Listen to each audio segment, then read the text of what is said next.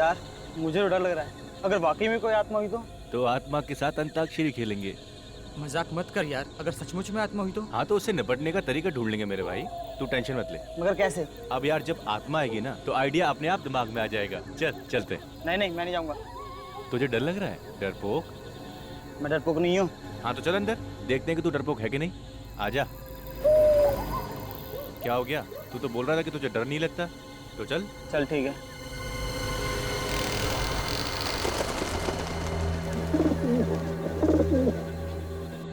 चल ना।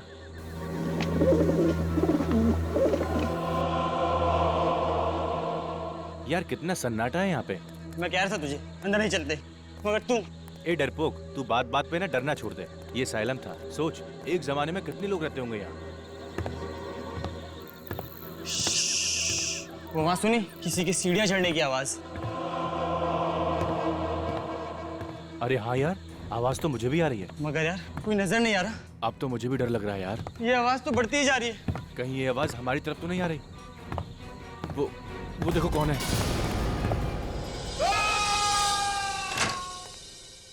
गौतम क्या हुआ अमित को? विनीत भैया, कल रात हम जो वनराज नगर में पुराना मानसिक चिकित्सा केंद्र है वहाँ गए थे। वनराज नगर के मानसिक चिकित्सा केंद्र? जहाँ तक मेरी जानकारी है तो बंद पड़ा हो। तुम लोग क्या करने गए थे वहाँ? हमने कुछ दोस्तों से शर्त लगाई थी कि वहाँ पर हम एक रात गुजार सकते हैं। कितनी बार समझाया तुम लोगों को, ये बेकार की शर्तें मत लगाया करो, अपनी पढ़ाई पर ध्यान दो। सॉरी भैया। फिर क्या हुआ? फिर भैया किसी के चलने की आवाज आई। तुम लोगों के अलावा कोई और भी था वहाँ पर? हाँ भैया, वही देखने के लिए हम ऊपर जा रहे थे तो किसी ने अमित को धक्का दे दिया। भूत था वहाँ पे। लगता है लोग सच कहते हैं कि उस जगह भूतों का डेरा है भैया। क्या बेतुकी बातें किए जा रहे हो तुम? ये भूत वूत आत्मा कुछ नहीं होता। ये सब तुम्हारे दोस्तों का प्लान होगा तुम्हें डराने के लिए, ताकि तुम लोग शर्त हार जाओ। नहीं भैया, ये उन लोगों का काम नहीं है। जरूर कुछ और ही था वहाँ पर। कुछ और? तुम्हारा कजिन गौतम, अब तबीयत कैसी है उसकी? सर मेरा कजिन तो ठीक है, लेकिन उसका दोस्त अमित बहुत डरा हुआ है। लगता है कि कल रात के सदमे ने बहुत गहरा असर छोड़ा है उसके दिमाग पर। विनीत, तुम्हें उसे कुछ कहना चाहिए था। कैसे उठपटांग शर्तें लगाते हैं ये बच्चे आजकल। आजकल के बच्चे सुनते कहाँ हैं सर। सर मेरी मदद कीजिए सर। सर प्लीज मेरी मदद कीजिए। एक मिनट, आइए बैठिए बैठिए, पानी लेकर आओ। बताइए क्या नाम है आपका? सर मैं जूही हूँ। मेरे पति राहुल सर कल से गायब है सर। उनका फोन भी नहीं लग रहा है सर। पता नहीं कहाँ चले गए सर। पानी पीजिए। अच्छा, आपके पति राहुल कल शाम से गायब है? जी सर। अच्छा, कोई फोन वोन आया था उनके बारे में? किसी ने फोन किया था? नहीं, कोई फोन नहीं आया। अच्छा, उनके पास मोबाइल फोन तो होगा ना? जी जरा उनका नंबर दीजिए। सर 1644028787। लगा। अच्छा, आखिरी बार कब बात हुई थी तुम्हारी अपने पति राहुल के साथ? सर कल जब वो ऑफिस में थे तब मेरी बात हुई थी सर। उसके बाद वो घर ही नहीं आए। राहुल जी काम कहाँ करते हैं? सर टिस्टो नाम की एक एड एजेंसी में। अच्छा, टिस्टो एड एजेंसी में। जी सर। देखिए बिल्कुल घबराइए मत, आपके पति को हम ढूंढ निकालेंगे। Thank you so much sir. हाँ सर, मोबाइल कंपनी से राहुल के मोबाइल का लोकेशन पता चल गया है। कहाँ पर है? सर उसका मोबाइल वनराज नगर इलाके के एक पुराने बंद पड़े असाइलम में है। वनराज नगर के असाइलम में? सर कल रात को गौतम और अमित भी वहीं गए थे। गौतम और अमित दोनों भी वनराज नगर के बंद पड़े असाइलम में गए थे कल रात। और जूही का पति राहुल, उसके फोन का आखिरी लोकेशन भी वनराज नगर ही था। सारा चक्कर क्या है? वनराज नगर असाइलम।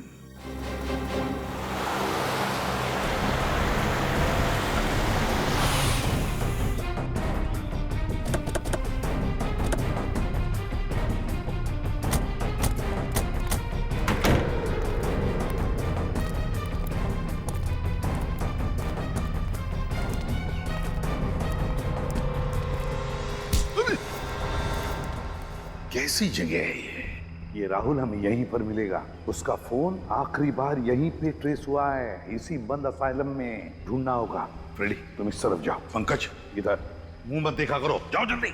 विनीत इस तरफ जा, मैं उधर जाता हूँ। हाँ संभल के।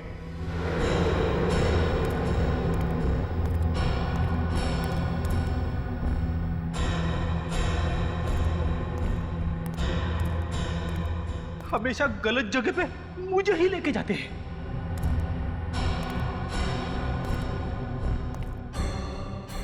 निखिल भी था, उसे भी ले जा सकते थे, मगर नहीं। हॉट सीट पे मुझे ही बैठना पड़ता है। सर जल्दी से आइए सर, यहाँ पे कोई है। क्या कर रहा? क्या हुआ? हाँ? सर मैंने यहाँ पे किसी आदमी की परछाई देखी सर। परछाई देखी? चुप! परछाई देखी, चलो देखते हैं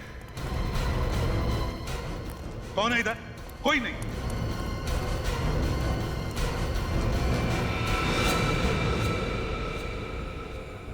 कहीं ये राहुल तो नहीं? फोटो दिखा, उसके पत्नी ने दिया हुआ। ये राहुल ही तो है। सर कितनी बेरहमी से इसकी गर्दन मरोड़ी है। जिसने भी किया है ना, कोई ताकतवर इंसान है। मुझे जो लग रहा है वो अगर मैं बोलूंगा तो चुप रहो। परछाई वाला आदमी वही खूनी है, वही खूनी है।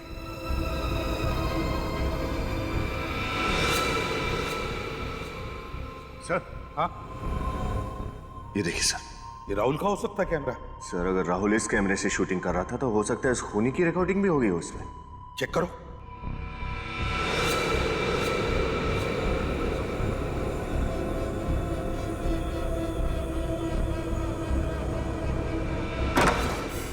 जो दरवाजा बंद होने की आवाज है, इसका मतलब कोई तो है यहाँ।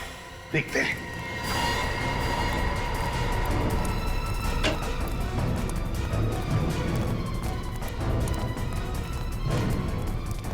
देखो कहां से आवाज आ रही है। सर यहाँ पर लाइट चल रही है, लगता है कोई रहता है यहाँ। हाँ,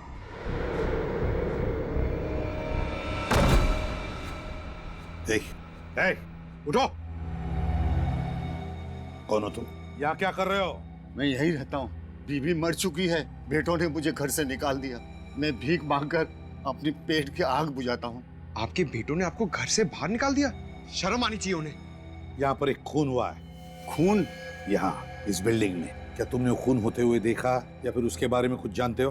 कल मैंने कुछ लोगों का शोर शराबा सुना। शोर शराबा? हाँ, कल कुछ लोग दारू पी के शोर शराबा कर रहे थे। मुझे लगा दारू पी के ये लोग मस्ती कर रहे, इसलिए मैंने ध्यान नहीं दिया।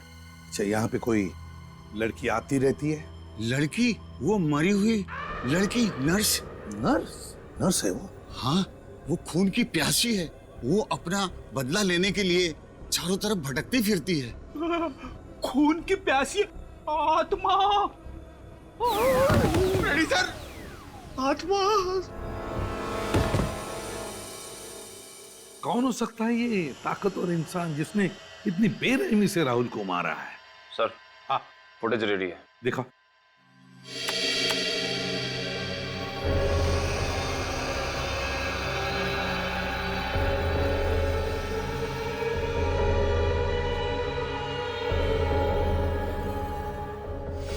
पॉज करो, पॉज करो। जिसकी भी परछाई है उसके सिर पर भी कुछ पहना है, टोपी जैसे। नर्सेस के सिर पर जैसे वो टोपी होती है, उस तरह का। हाँ सर, वो बुजुर्ग आदमी भी तो बता रहा था ना कि असाइलम में एक नर्स आती है। फिर आगे प्ले करो। सर,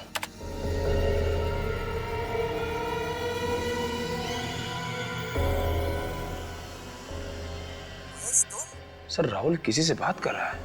हाँ, ये राहुल किसी से बात कर रहा है, मगर किससे और क्या कह रहा है? निखिल, आवाज जरा साफ करो अच्छी तरह से, पता तो चले ये राहुल कह क्या रहा है और हुआ क्या है वहां पर। सर। हाँ पंकज, क्या पता चला? सर, उस पुराने मानसिक चिकित्सा केंद्र असाइलम का पूरा इतिहास पता चल गया है। क्या इतिहास है? आज से 13 साल पहले, साल 2000 में, वहां पर एक पेशेंट ने एक नर्स का खून कर दिया था। तब से लोगों में यह अफवाह फैल गई है कि उस नर्स की आत्मा उस असाइलम में भटक रही है। तो ये बात है। नर्स की आत्मा?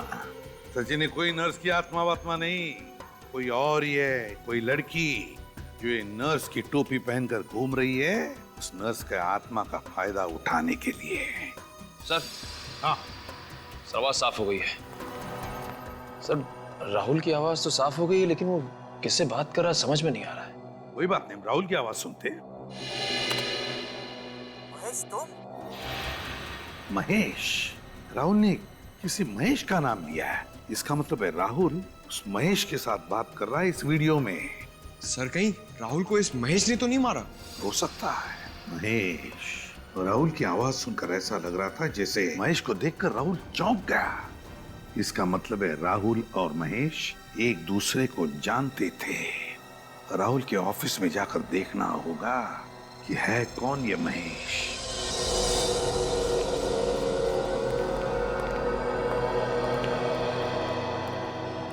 जी कहिए, किससे मिलना है आपको?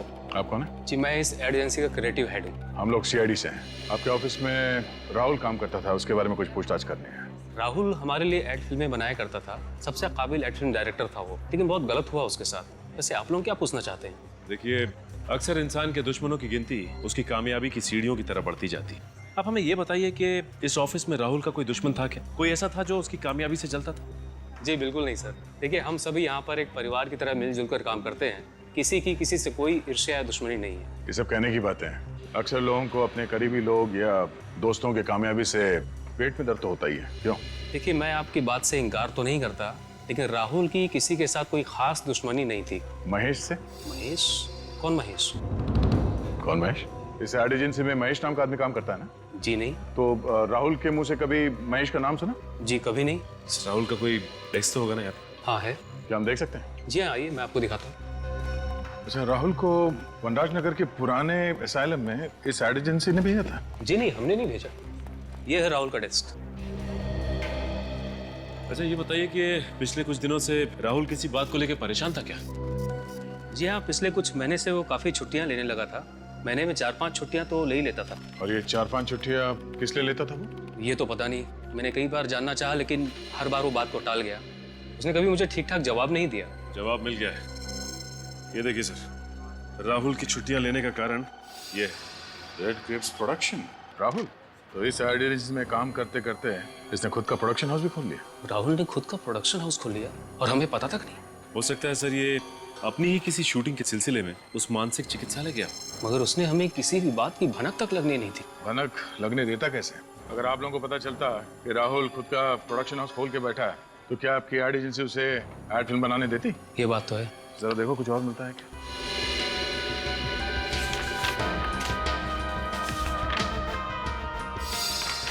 सर और कुछ तो नहीं। ये देखिए, ये डायरी मिली है। राहुल की पर्सनल अपॉइंटमेंट डायरी। देखते हैं आखिरी बार किससे मिला था ये राहुल। आईओसी। ये आईओसी क्या हो सकता है? ये तुम्हारी किसी क्लाइंट की कंपनी का नाम तो नहीं है? जी नहीं, हमारी किसी क्लाइंट की कंपनी का नाम आईओसी नहीं है। चलो इस राहुल के प्रोडक्शन हाउस से पता करते हैं आईओसी और इस महेश के बारे में। Mister Suresh, CID. मुझसे आपके फोन पे बात हुई थी। ये आईओसी? सर आईओसी का तो मुझे पता नहीं, लेकिन सर महेश तो राहुल सर का असिस्टेंट था। महेश राहुल का असिस्टेंट था? बुलाओ जरा इस महेश को। सर राहुल सर ने तो उन्हें 1 महीना पहले ही नौकरी से निकाल दिया। नौकरी से निकाल दिया? लेकिन क्यों? सर वजह तो उन्होंने किसी को नहीं बताई थी, पर उड़ती उड़ती खबर है कि महेश ने उनका कैमरा और उसका कुछ सामान चोरी कर लिया था, इसलिए। कहीं महेश ने बदला लेने के लिए राहुल का खून तो नहीं कर दिया? अच्छा, ये वनराज नगर के बंद पड़े असाइलम में राहुल करने क्या गया था? सर वहाँ पे कुछ शूटिंग का काम चल रहा था। कैसी शूटिंग? दरअसल राहुल सर डॉक्यूमेंट्री फिल्म पे काम कर रहे थे। वे ऐसी ऐसी डरावनी जगह जाके शूट करते थे जहाँ उन्हें लगता था कि आत्माएं होंगी। आत्माओं पे डॉक्यूमेंट्री? और किसके लिए बना रहे थे ये फिल्म? सर ऐसी डॉक्यूमेंट्री फिल्मों को सराहने वाले बहुत लोग हैं। मगर उसी जगह पे शूटिंग करने की क्या वजह थी? सर महेश के कहने पर। तो महेश का हाथ भी है इसमें? महेश एक दिन वहाँ से कुछ फुटेज शूट करके लाया था, जिन्हें देखकर राहुल सर को लगा कि वहाँ जरूर आत्मा है। क्या हम वो फुटेज देख सकते हैं? जी सर।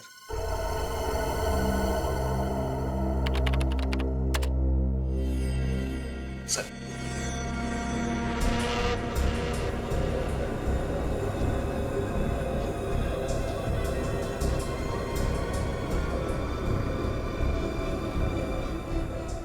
एक मिनट पॉज करो। इसमें भी लड़की? जरा जूम करो इस पे।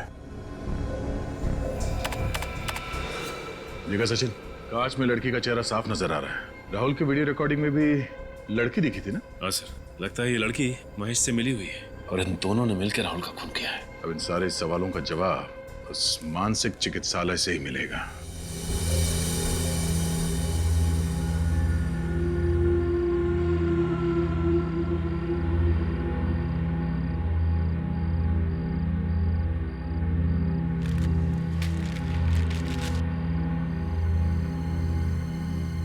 वो खूनी यहाँ आएगा जरूर। सर आप इतना यकीन के साथ कैसे कह सकते हैं कि वो यहाँ पर फिर आएगा? वो इसलिए पंकज, क्योंकि वो खूनी यहाँ 2 बार पहले भी आ चुका है। एक बार राहुल को मारने और दूसरी बार जब अमित और गौतम यहाँ आए थे। और उसके बार बार यहाँ आने की एक ही वजह हो सकती है, कोई तो ऐसा सबूत जरूर है जिसे वो ढूंढकर छिपाना या तो मिटाना चाहता है। एग्जैक्टली। और अगर अब तक उसके हाथ वो सबूत नहीं लगा तो वो यहाँ फिर से आएगा सबूत मिटाने।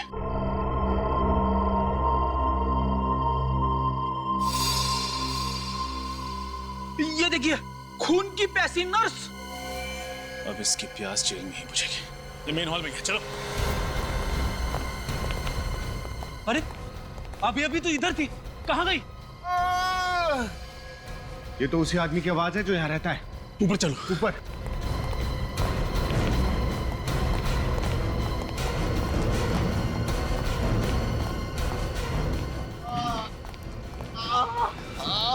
किसने किया ये? उसी नर्स की आत्मा ने। वो मुझे छोड़ेगी नहीं, मार डालेगी मुझे। कोई आत्मा वात्मा नहीं है, किसी का सोचा हुआ खेल है और आज उसके खेल को बिगाड़ के रहेंगे। पंकज, इनको बाहर ले जा।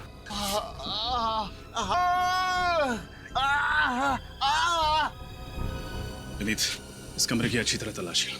कोई तो वजह होगी कि वो खूनी इस बुजुर्ग आदमी को मारना चाहता है।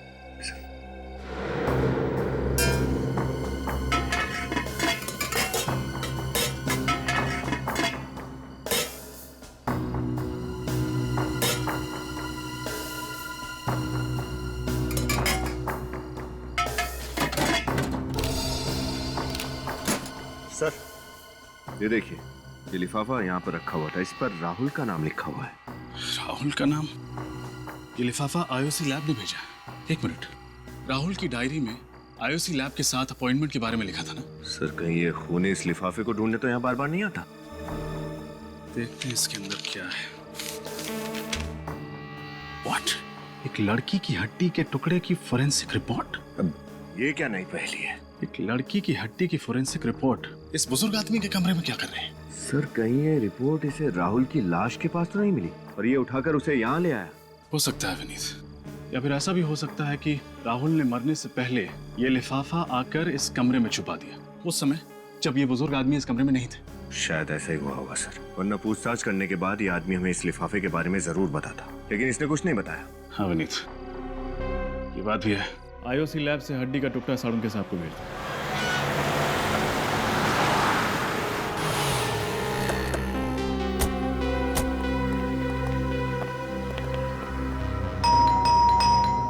सर, दरवाजा तोड़ दूं?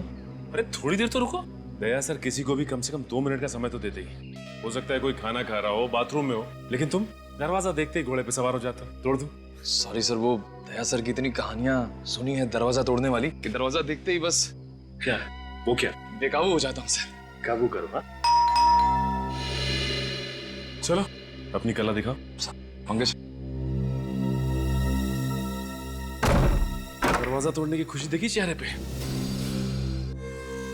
घर तो पूरी तरह से खाली है, देखो अच्छी तरह से क्या मिलता है। सर, कहीं राहुल का खून करके महेश 9 तो 11 तो नहीं हो गया? बच के जाएगा कहाँ? इसी घर में कुछ ऐसा सुराग ढूंढ निकालेंगे जो उस तक पहुंचाएगा हमें। एक काम करो, अच्छी तरह से देखो, एक भी कोना बचना नहीं चाहिए।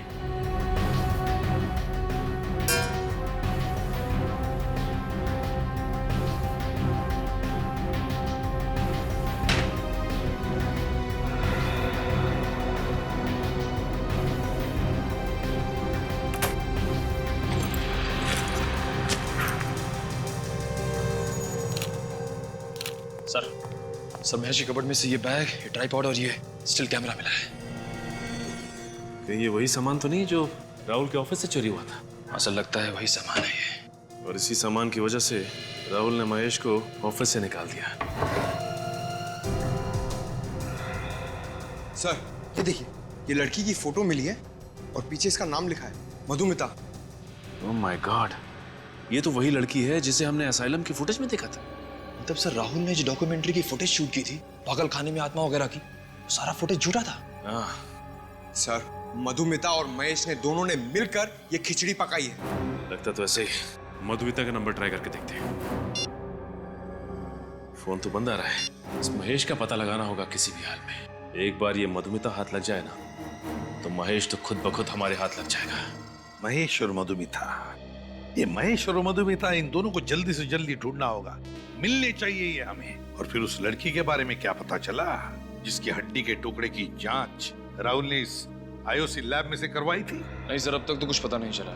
सर, इसी रिपोर्ट को चुराने के लिए वो खूनी शायद असाइलम गया होगा, मगर उसके हाथ नहीं आई। हाँ, उसे क्या पता ये रिपोर्ट हमारे हाथ में है। इस खूनी को ये नहीं मालूम कि सीआईडी वालों के लिए एक तिनकी भर का सुराग भी काफी है उस तक पहुंचने के लिए।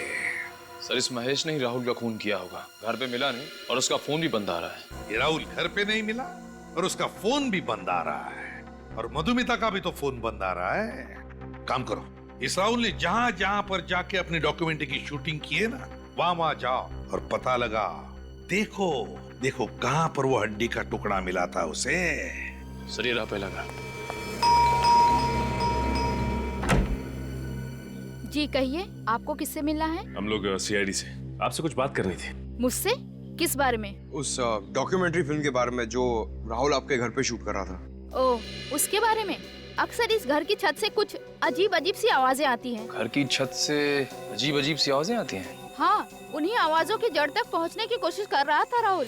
सर, कई बार मैंने ये महसूस किया है कि हमारे मोहल्ले में बिल्ली की आत्मा भटकती रहती है। बिल्ली की आत्मा? जी सर, अभी पिछले साल की बात है। एक बिल्ली ट्रक के नीचे आ गई थी। तब से उस बिल्ली की रोने की आवाज पूरे मोहल्ले वालों को सुनाई देती है। वैसे भी ये आत्मा वात्मा कुछ नहीं होती, और ऊपर से बिल्ली की आत्मा, ये सब आपका वहम है। अमावस की रात को मैंने सामने वाले घर की छत पे एक आत्मा को टहलते हुए देखा। बहुत ही भयानक लग रही थी वो। अमावस की रात में तो वैसे भी रोशनी बहुत कम होती है। आपने किसी आत्मा को नहीं बल्कि आदमी को टहलते हुए देखा होगा। अभी तक कहीं भी कुछ भी ठोस नहीं मिल पा रहा है। हाँ, ये बात तो है पंकज। इसी बात का तो गुस्सा मुझे भी आ रहा है। आज के जमाने में भी लोग अंधविश्वास पे इतना यकीन करते हैं। सर, आखिरी घर सुमित का और उसकी पत्नी उदिता का बचा है। सुमित और उसकी पत्नी उदिता का? हाँ सर। हाँ सर, क्या मधुमिता का फोन ट्रेस हो गया इसी एरिया में? सर, ये तो बहुत ही अच्छी खबर है। फिर तो इस महेश तक हम आसानी से पहुंच सकते हैं। ओके सर, हम लोग वहां पहुंच रहे हैं।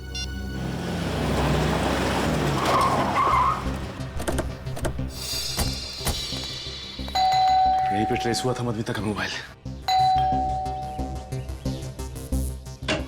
दरवाजा तो खुला हुआ है। सर, चीखने की आवाज। सर, कहीं मधुमिता? ओह माय गॉड, ये तो मधुमिता ही है। सर, राहुल का खून करने के बाद इस महेश ने मधुमिता को हिरासत में रख दिया। लगता तो ऐसा ही है। Cut cut. क्या हो रहा है सब? कौन है आप लोग? हाँ, और यहाँ पे क्या कर रहे हैं? अच्छा किया जो आप खुद ही चले आए गिरफ्तार होने के लिए। दो तो खून किए आपने। एक मिनट, यहाँ पे कोई खून नहीं हुआ है, शूटिंग चल रही है। मधुमिता, उठो और बताओ इन्हें। मधुमिता! Yes sir.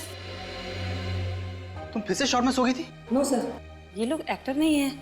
मुझे तो लगा आपने मुझे बिना बताए सीन में कुछ बदलाव कर दिया सर। बदलाव तो इनकी जिंदगी में अब सीआईडी लाएगी। आप लोग सीआईडी से? जी हाँ, सीआईडी से। सर, पर हमने तो कोई कानून नहीं तोड़ा, और यहाँ पर हम परमिशन लेके शूट कर रहे हैं। हमें सब कुछ पता है कि तुमने क्या किया है। सब कुछ? जी हाँ, सब कुछ। ये डॉक्यूमेंट्री शूट करने के बहाने ये जो अंधविश्वास फैला रहे हो ना तुम, सब कुछ मालूम है हमें कि उस पागल खाने में शूटिंग भी तुम्ही ने की थी। मगर सर, और हमें ये भी पता है कि राहुल का खून तुमने किया है। तुमने। ये सब झूठ है, सब बकवास है। सब सारी बकवास ब्यूरो में समझ में आ जाएगी।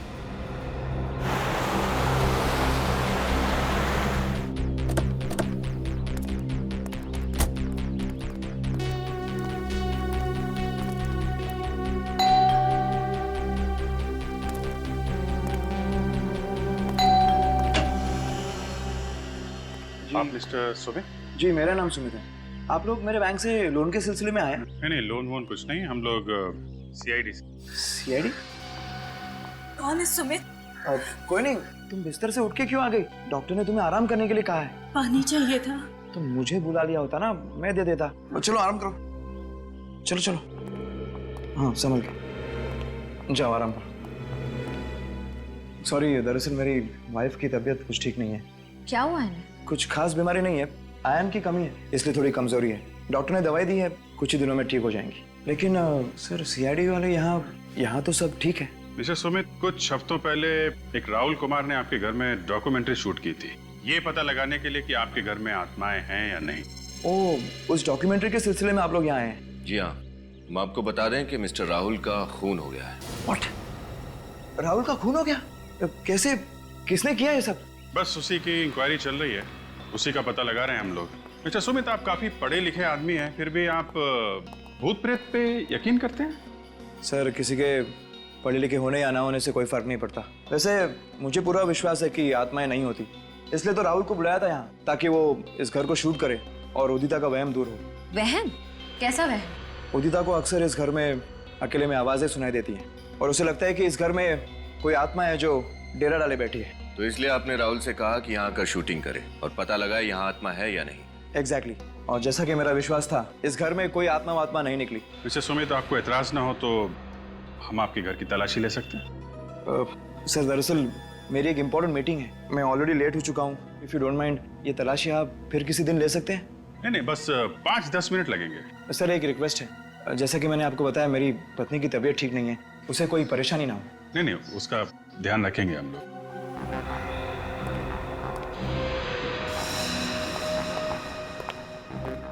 इस फोटो में आपकी वाइफ के अलावा ये नेहा है सर। नेहा? जी, यहाँ पेइंग गेस्ट के तौर पे रहती थी। काफी दोस्ती लगती है आपकी वाइफ की और नेहा के बीच में। आपने ठीक पहचाना, नेहा और उदिता अच्छे दोस्त थे। इनफैक्ट सितंबर 2012 में जब नेहा मुंबई में हमारे यहाँ रहने आई, उसके बाद नेहा और उदिता में दोस्ती और गहरी हो गई।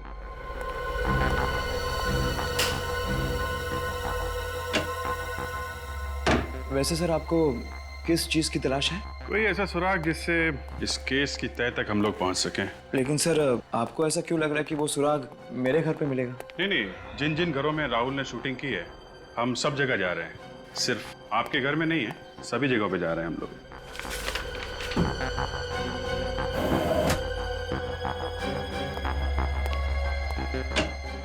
ये आपके घर में तहखाना? जी सर, लेकिन वहाँ कोई खास सामान नहीं है, पुराना फर्नीचर वगैरह। मैं देखना चाहूंगा।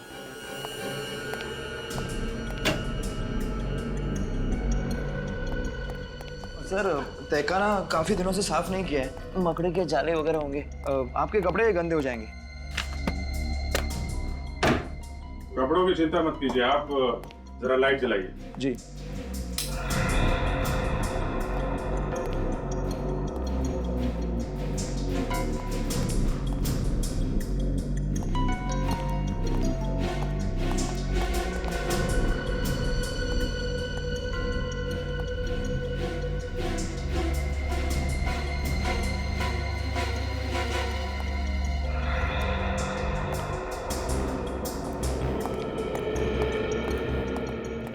सर, पूरे घर की अच्छी तरह से तलाशी ली है, कोई खास सुराग मिला नहीं। मैंने कहा था ना सर, आपकी मतलब कि कोई चीज़ यहाँ नहीं मिलेगी। ठीक है सुमित जी, अभी तो हम लोग जा रहे हैं, लेकिन जरूरत पड़ी तो आपको दोबारा परेशान करेंगे। सर, आप बेवजह हम पर शक कर रहे हैं। हमने राहुल का खून नहीं किया। हर खूनी यही कहता है कि उसने खून नहीं किया। राहुल का कैमरा तुमने चुराया, उसका बाकी का सामान भी तुमने ही चुराया है ना?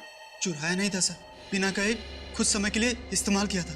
ये डॉक्यूमेंट्री फिल्म शूट करनी थी और इसलिए राहुल ने तुम्हें नौकरी से निकाल दिया और तुमने उसकी जान ले ली। आप क्या कह रहे हैं? इतनी छोटी सी वजह के लिए मैं उसकी जान क्यों लूंगा? ओहो, नौकरी से निकाल दिया वो तुम्हें छोटी सी वजह लगती है, हा? ये तो बहुत बड़ी वजह है, समझे? हमारे लिए तो ये बहुत बड़ी वजह है। अब तुम मधुमिता, तुम्हारा क्या कहना है? सर, मुझे इस सब में क्यों फंसाया जा रहा है सर? कोई फंसा नहीं रहा है तुम्हें यहाँ पर, समझे? सर देखिए, मैं तो सिर्फ एक एक्ट्रेस हूँ, मुझे जो भी किरदार मिलता है मैं बस पूरी ईमानदारी से उसे निभाती हूँ सर। हाँ, ये तो बड़ी ईमानदारी से अपना किरदार निभाती है, इतनी ईमानदारी से कि इसे पता ही नहीं चलता वो कौन सा किरदार निभा रही है और किस लिए, है ना? जानते हो इस लिफाफे में क्या है? नहीं, क्या है? इस लिफाफे में उस लड़की की हड्डी की डीएनए रिपोर्ट है जो राहुल ने लैब में भेजी थी। हड्डी की डीएनए रिपोर्ट? हाँ, हड्डी की। तो बताओ, राहुल के अलावा और किसकी जान ली है तुमने? वो लड़की कौन थी जिसे मारा तुमने? मैंने किसी की जान नहीं ली। आप मेरा यकीन क्यों नहीं करते? तो फिर वनराज नगर क्यों गए थे असाइलम में राहुल के पीछे पीछे? उसे डराने के लिए। पर वो सब मजाक था, सिर्फ मजाक। हाँ, मैं राहुल से बदला लेना चाहता था, लेकिन उसे डरा कर, उसे मारकर नहीं। अच्छा अच्छा अच्छा। और डराने के लिए तुम मधुमिता को लेकर गए थे ना, नर्स की आत्मा बनाकर, है ना? नर्स की आत्मा? हाँ, नर्स की आत्मा। बिल्कुल नहीं सर, महेश के साथ इससे पहले मैंने सिर्फ एक ही बार शूटिंग की थी। और उसमें मैं नर्स नहीं बनी थी सर। हाँ सर, वहां मैं अकेले ही गया था, मेरे साथ कोई नहीं था। अकेले गया था मतलब कि वो परछाई नहीं थी, वो आत्मा असली थी सर। पंकज, अगर तुम अकेले गए थे तो फिर तुम कहाँ थे 25 फरवरी की रात को? बताओ। मैं अपनी सहेली की शादी में गई थी सर। आप चाहे तो निशा से पूछ सकते हैं। वो तो हम पूछ ही लेंगे, पूरी पूछताछ करेंगे हम तुम दोनों के बारे में। फिलहाल तो तुम्हें जाने दे रहा हूं मैं, लेकिन एक बात याद रखना, अगर जरूरत पड़े तो तुम दोनों को फिर से आना पड़ेगा यहाँ पर, समझे? जा सकते हो।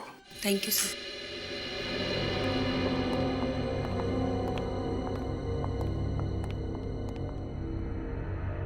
सर ये गुत्थी तो और भी ज्यादा उलझती जा रही है। अगर वो परछाई इस मधुमिता की नहीं थी तो फिर किसकी थी? पता चल जाएगा विनीत, वो परछाई किसकी थी पता चल जाएगा। ये गुत्थी अब धीरे धीरे सुलझती जा रही है। ये गुत्थी सर, इसका मतलब इस केस में कोई और भी लड़की शामिल है? हो सकता है। हमारे फोरेंसिक लैब का रिपोर्ट कहाँ है? Yes sir.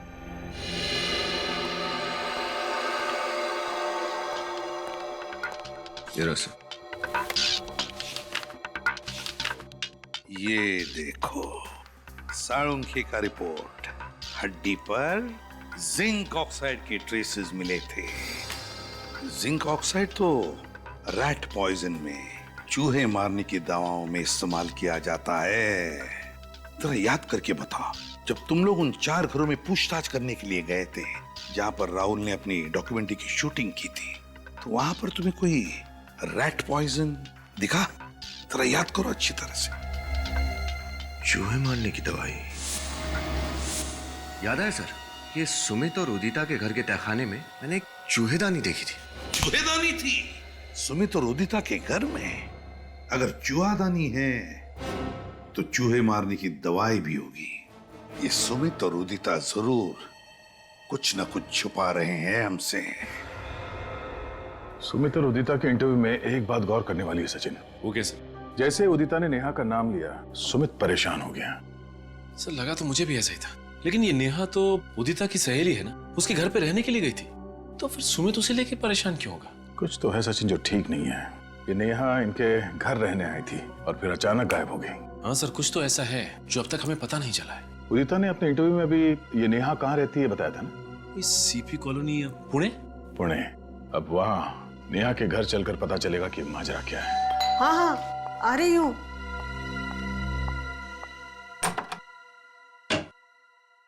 कौन है आप लोग? किससे मिलना है? अजय, हम लोग सीआईडी से नेहा से मिलने आए। सीआईडी से? जी हाँ, सीआईडी से। मतलब नेहा का पता चल गया? पता चल गया मतलब? हम लोग नेहा से ही मिलने आए। मुझे लगा आपको मेरे बच्चे मिल गए। कहाँ है नेहा? पता नहीं, 1 महीना हो गया लापता। ना कोई फोन, ना कोई खबर। भगवान जाने मेरी बेटी किस हाल में होगी। आप बिल्कुल फिक्र मत कीजिए, आपकी बेटी नेहा को हम लोग ढूंढ निकालेंगे। अच्छा ये बताइए कि किसी ने फोन किया था आपको? हो सकता है आपकी बेटी को किसी ने अगवा किया। कोई फोन आया था? नहीं बेटा, मैं तो विधवा हूँ। किसी तरह नेहा को पढ़ाया लिखाया, इस काबिल बनाया कि वो अपने पैरों पर खड़े हो जाए। अगर किसी अगवा करने वाले का फोन भी आता ना, तो उनको देने के लिए मेरे पास पैसा है ही कहाँ। माँ जी, कहीं ऐसा तो नहीं कि नेहा अपनी मर्जी से घर छोड़ के चली गई हो? अरे कैसी बातें कर रहे हैं आप? दुनिया की ऐसी कौन सी बेटी होगी जो अपनी माँ को इस तरह छोड़ के जाएगी, वो भी बिना बताए? माँ जी, अगर आपको एतराज ना हो तो हम नेहा के कमरे की तलाशी ले सकते हैं। शायद उसके कमरे से ऐसा कुछ मिल जाए जो हमें नेहा तक पहुंचा दे। जी। पंकज, कमरे की तलाशी। कहाँ है उनका रूम? भाई तरफ। Thank you. अच्छा माँ जी, ये बताइए कि नेहा से आपने आखिरी बार कब बात की थी? 19 जनवरी को, जिस दिन नेहा वापस आने वाली थी। सुबह उसका फोन भी आया था, कह रही थी 12 बजे की बस से आएगी, लेकिन वो आई नहीं। आपको क्या लगता है, नेहा किसी बात को लेके परेशान थी, चिंतित थी? नेहा ने खुद तो अपनी परेशानी के बारे में कभी नहीं बताया, लेकिन माँ हूँ उसकी तो। आपको क्या लगता है किस बात को लेके नेहा परेशान थी? क्या वजह थी उसकी परेशानी की? बेटा, नेहा बड़े बड़े सपने लेकर मुंबई शहर गई थी। उसमें कुछ बन दिखाने का हौसला था, इसलिए जब उसने कहा कि वो हमेशा हमेशा के लिए वापस आ रही है, तभी मैं समझ गई थी कि जरूर कुछ हुआ है जिसकी वजह से मेरी बेटी की सोच अचानक इस तरह बदल जाएगी।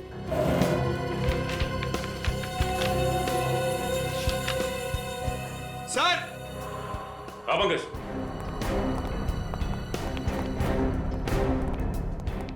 सर, यहाँ गौर कीजिए। सुमित ने नेहा के लिए एक बर्थडे कार्ड भेजा था। To my beloved Neha, happy birthday 16th July from Sumit. इस पे तो 16th जुलाई की डेट डली है। उस वक्त तो नेहा उदिता और सुमित के यहाँ रहने भी नहीं गई थी। मतलब सर, सुमित और नेहा एक दूसरे को पहले से ही जानते थे और शायद इनके बीच। हाँ निखिल, इस कार्ड को पढ़ के तो यही लगता है कि उन दोनों के बीच कोई ना कोई चक्कर तो जरूर था। सर उस हड्डी की फोरेंसिक रिपोर्ट जो हमें उस बुजुर्ग आदमी के घर पे मिली थी, वो नेहा की तो है। हो सकता है। निखिल, नेहा का हेयर ब्रश उठा लो। नेहा के बाल का डीएनए टेस्ट करवाते हैं, पता चल जाएगा कि वो हड्डी नेहा की है कि नहीं।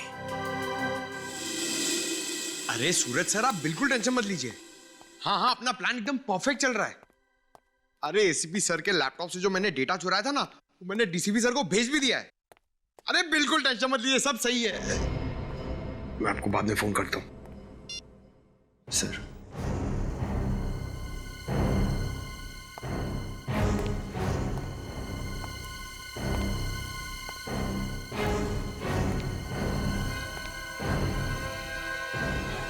तुम एक सीआईडी ऑफिसर हो, एक सीआईडी ऑफिसर, समझे? और सीआईडी ऑफिसर वही काम करता है जो अपने देश के या फिर समाज के हित में होता है। सर मैं समाज के लिए सोचता हूं सर। बस, या अपने आप से कहो या फिर उनसे कहो जिनके लिए तुम ये सब कर रहे हो।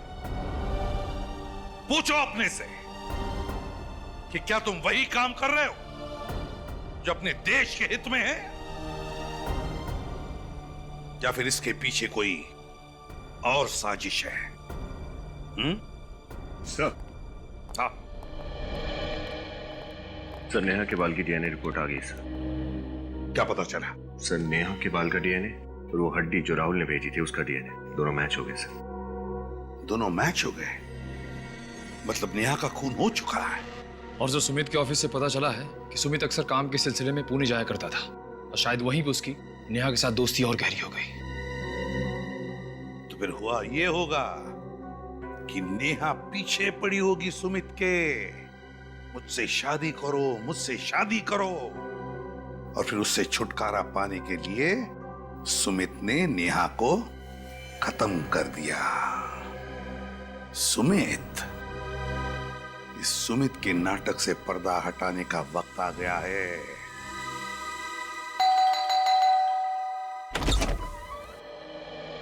जी आप लोग? आप कहीं जॉगिंग वॉगिंग पे जा रही हैं क्या उदिता जी? जी नहीं, बस ऐसे ही टहलने जा रही थी। अच्छा, सुमित कहाँ है, जरा बुलाइए। सुमित तो घर पर नहीं है। कहीं आप झूठ तो नहीं बोल रहे? भला मैं आप लोगों से झूठ क्यों बोलूंगी? पर आप लोग सुमित को क्यों ढूंढ रहे हैं? बहुत जल्द पता चल जाएगा। श्रेया, विनीत, अच्छी तरीके से घर की तलाशी लो। लेकिन अरे आप लोग पहले इस घर की तलाशी ले चुके हैं, तो अभी दोबारा?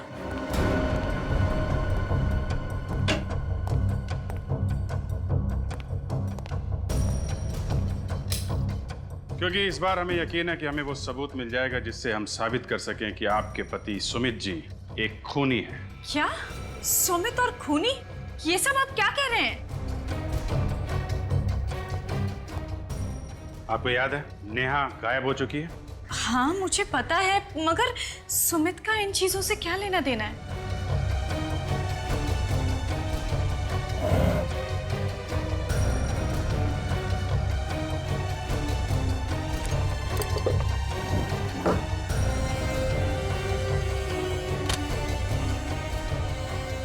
क्योंकि वो गायब नहीं है, उसका खून हुआ है और सुमित ने मारा है उसे। सुमित ने नेहा का खून किया? ये सब आप क्या कह रहे हैं?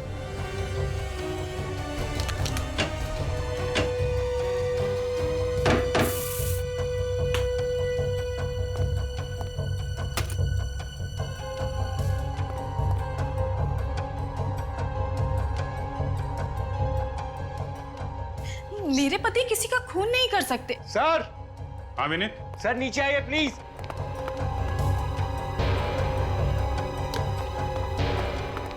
हाँ विनीत। सर ये देखिए सर।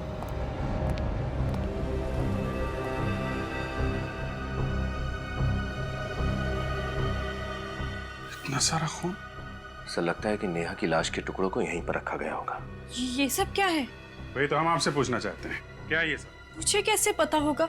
मैं नहीं जानती कि ये सब यहाँ कैसे आया। एक लड़की नेहा जो आपके घर में पेइंग गेस्ट के तौर पे रहती है, आपकी सबसे अच्छी सहेली है, वो अचानक गायब हो जाती है, आपको कुछ पता नहीं चलता? सर लेकिन उदिता,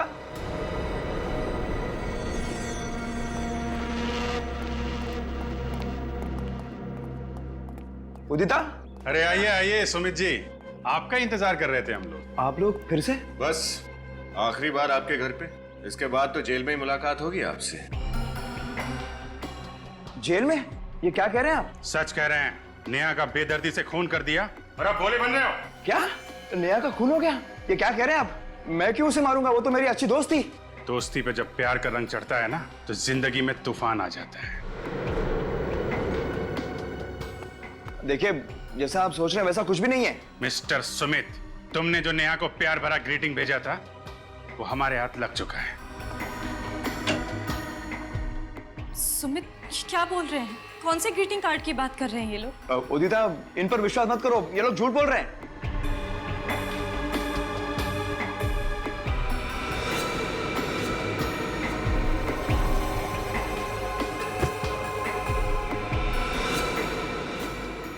अगर ये लोग झूठ बोल रहे हैं तो तुम्हारे पसीने क्यों छूट रहे हैं?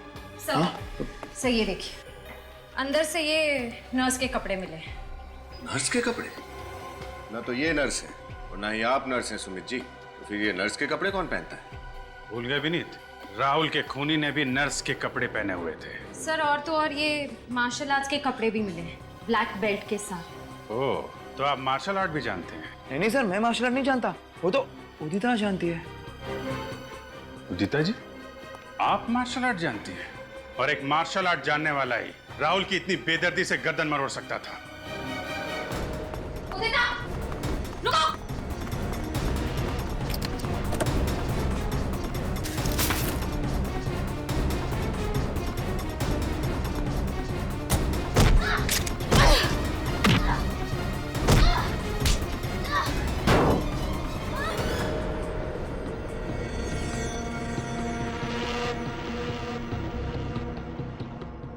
खेल कूद का टाइम खत्म हो गया। क्यों, क्या ये सब? नेहा और मैं बहुत अच्छे दोस्त थे, इसलिए नेहा जब पुणे से मुंबई आई तो मैंने उसे अपने घर पे रहने दिया और बदले में उसने क्या दिया? उससे मेरा पति छीन लिया। लाश कहाँ है नेहा की? पीछे गार्डन में दफनाई हुई है। मुझे ऐसा लगता है कि इस घर में जो आवाजें हैं वो नेहा की आत्मा की है। आत्मा की नहीं, तुम्हारे अंतरात्मा की आवाज है। तुम्हारा गिल्ट, आत्मग्लानि तुम्हें तब तक परेशान करते रहेंगे जब तक तुम्हारे किए की सजा तुम्हें नहीं मिल जाती। शायद फांसी होगी तुम्हें। For more updates, subscribe to our channel, click the show links and enjoy watching the videos.